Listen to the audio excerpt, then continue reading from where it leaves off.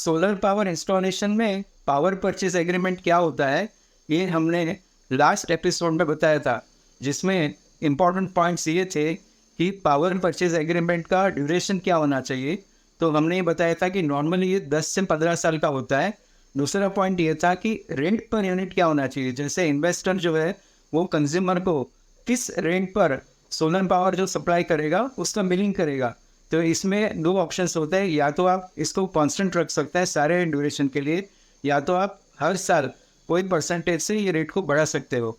तीसरा पॉइंट हमने ये बताया था कि इसकी बिलिंग कैसे होती है। तो बिलिंग ये होती है कि जो सोलर जनरेशन एक महीने का होता है उसको 30th या 31st को महीने के एंड पे रिकॉर्ड किया जाता है, और लास्ट महीने का जो भी अमाउंट है, जो भी जनरेशन है, उसको रेट पर यूनिट से मल्टीप्लाई किया जाता है और उसको फिर बिल किया जाता है। और कंज्यूमर को ये एज पर एग्रीमेंट जो भी 7 दिन में या 6 दिन में या 10 दिन में ये बिल को कंज्यूमर इन्वेस्टर को पे कर देगा।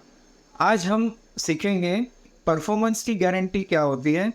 तो पहला पॉइंट ये है कि परफॉर्मेंस गारंटी।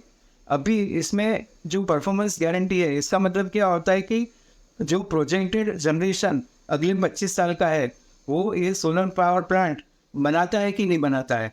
जैसे कि ये इन्वेस्टर और कंज्यूमर दोनों के लिए इम्पोर्टेंट है। इन्वेस्टर के लिए इसलिए कि अगर इन्वेस्टर इन्वेस्ट करता है तो इन्वेस्टर को रेट ऑफ रिटर्न जो है वो प्रोजेक्टेड है और वो एक्सपेक्टेड है, और इसी बेसिस पर उसने ये इन्वेस्टमेंट का डिसीजन लिया रहता है। तो इन्वेस्टर को जनरेशन जो होने वाला है प्रोजेक्टेड, उसका गारंटी चाहिए। इसी तरह से कंज्यूमर को भी उसका हर साल का जो कंजम्पशन है उसने पहले से ही प्लान किया हुआ है कि इतना मेरा कंजम्पशन है वो सोलर से जाएगा और उसमें हमारी इतनी बचत होगी। तो ये बचत का जो प्रोजेक्शन है कंज्यूमर के लिए ये भी बहुत आवश्यक है। इसके लिए जो ईपीसी है, जो प्लांट बनाता है, जिसने प्लांट को डिज़ाइन किया है और लगाया है, उसकी ये जिम्मेदारी बनती है कि वो इन्वेस्टर और कंज्यूमर दोनों को परफॉर्मेंस की गारंटी दे। ये परफॉर्मेंस की गारंटी बिलिंग के हिसाब से हो सकती है और बैंक गारंटी भी हो सकती है।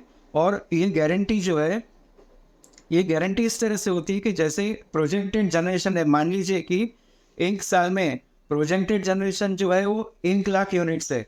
अगर 1 लाख यूनिट्स नहीं हुए तो जो ईपीसी है उसे कॉम्पेंसेट करना चाहिए इन्वेस्टर और कंज्यूमर को। और ये कॉम्पेंसेशन जो होता है वो उस रेट पर यूनिट पे होता है जो एमएससीबी या तो डिस्ट्रीब्यूशन कंपनी ने उस समय जो वो रेट होता है।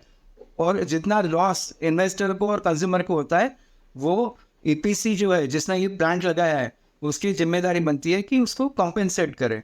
पावर परचेज एग्रीमेंट के बारे में अधिक जानकारी के लिए आप हमें जय सूर्योदय पर संपर्क करते हैं। अगले एपिसोड में हम आपको बताएंगे कि बाईवेक अरेंजमेंट पावर परचेज एग्रीमेंट में क्या होता है। चलिए आगे जाते हैं।